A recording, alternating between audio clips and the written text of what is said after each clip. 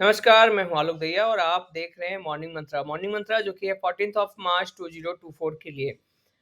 तो सबसे पहले बात कल की गिरावट के लिए कि गिरावट में किस तरीके की गिरावट रही और इसका इम्पैक्ट क्या पड़ सकता है और आखिर आज के बाजार में क्या होगा।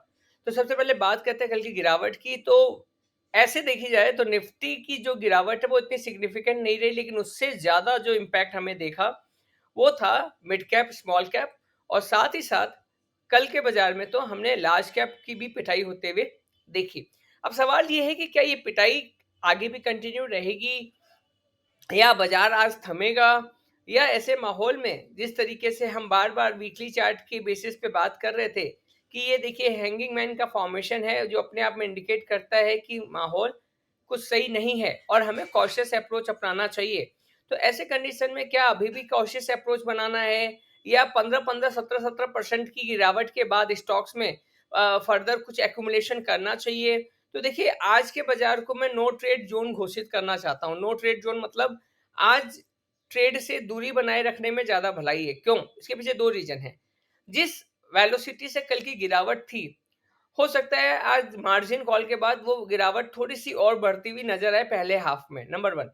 नंबर टू, किसी को समझ में नहीं आएगा अभी कि यहाँ से ही बाजार घूमने वाला है। क्यों? उसके पीछे रीजन है कि हमें अभी फिलहाल चार्ट पे तो कुछ भी ऐसा इंडिकेशन नहीं मिल रहा है। जी हाँ, 21,800 का एक सपोर्ट है क्योंकि यही एक रेसिस्टेंस हुआ करता था। अभी यहीं पे ये सपोर्ट है। तो आज अगर 21,800 के आसपास में अगर रहता है 3 बजे के आसपास भी, तब तो फिर भी थोड़ा फर्दर फ्रेश एक्यूमुलेशन कर सकते हैं। बट अगर क्लोजिंग 21,800 के नीचे हुई तो ये गिरावट और भी तेज आने वाले दिनों में हो सकती है, क्योंकि जो चुनावी जिन है वो कहीं ना कहीं बड़ा होता नजर आ रहा है। अब जितनी भी हमारी पार्टीज है उन्होंने अपने जो भी उम्मीदवार है उनकी भी घोषणा कर दी है। तो अब चुनावी जो बिगुल है वो कहीं ना कहीं बज चुका है। अब इसके बीच में बाजार में प्रॉफिट बुकिंग लाजमी बनती नजर आ रही थी। और साथ ही साथ एक और फैक्टर पर अगर हम बात करें तो वो फैक्टर है, हम एफआईआई के बदले में जब डीआईआई पे इतने बुलिश हो रहे हैं तो हमें ये भी ध्यान रखना चाहिए कि जब हम एफआईआई की बात करते हैं तो एफआईआई 25 दिसंबर या 30 दिसंबर, 31 दिसंबर उनका क्लोजिंग ईयर रहता है फाइनेंशियल वाला। तो जब हम डीआईआई की बात कर रहे हैं तो हमें ये सोचना जरूर चाहिए कि 31 मार्च उनके लिए भी फाइनेंशियल अकाउंटिंग ईयर एंडिंग है। तो वहां पर एक प्रॉफिट बुकिंग लाजमी बन रही थी और उसी का इम्पैक्ट हमने देखा कि साइलेंटली मिड कैप और small cap, no doubt SEBI का जो म्यूचुअल फंड को लेकर जो गाइडलाइंस आई वो भी एक बड़ा फैक्टर है, लेकिन उन सब के बावजूद भी शांति से मिड कैप और स्मॉल कैप को कहीं ना कहीं खिसका दिया गया।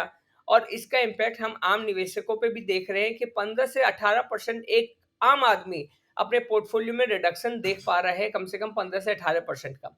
अब सवाल निफ्टी को लेकर फिर से करेंगे यही कि अगर 21,800 के ऊपर रहता है तो वेल एंड गुड है, 21,800 के नीचे क्लोजिंग देता है तो बाजार और लंबा गोता खाता हुआ नजर आ रहा है। नो ट्रेड जोन घोषित किया है हमने आज के दिन को, तो अननेसेसरी की एग्रेसिव बाइंग या किसी भी तरीके से बाइंग से अपने आप को बचाए। और रहा कि अगर आप प्रॉफिट में थे, जो हमने पहले भी कहा कि कॉशियस अप्रोच है, अपने कुछ पार्शियल प्रॉफिट बुकिंग करते जाइए। तो उस पैसे के ऊपर आप अगर बैठे हैं तो उसको अभी भी टिका के रखिए, उस पैसे को बचा के रखें और सही समय आने पर 3 बार की 33% की 3 बार की बाइंग आपको अपने आप के लिए रेडी रखनी चाहिए। ऐसा फिलहाल बाजार में माहौल बनता हुआ नजर आ रहा है। अब बात कर लेते हैं बैंक निफ्टी की एक बार और बैंक निफ्टी की अगर हम बात करें तो कल के बाजार में हमने वहां पर भी एक अच्छी खासी गिरावट देखी और कहीं ना कहीं 47,000 का सपोर्ट जो था उसके एकदम अमूमन करीब करीब में ही इसने बंद किया है। अब ये है कि अगर आज 47,000 तोड़ के नीचे बंद करता है तो यहाँ पर 46,200 का एक सपोर्ट है जो मेजर सपोर्ट की तरह काम करेगा, वहीं पे हम बाजार को थमते हुए देख सकते हैं। तो अमूमन फाइनली अगर हम बात करें, बाजार में आज थोड़ी सी दूरी बनाए रखें ट्रेड से, बाजार से नहीं। बाजार को देखें, वॉच करें और अगर सही समय आता है तो ही इसमें फर्दर एक्यूमुलेशन करनी चाहिए, अदरवाइज फॉलिंग नाइफ से थोड़ा सा दूर रहिए। Thank you, thanks a lot and have a great day. Bye bye, take care.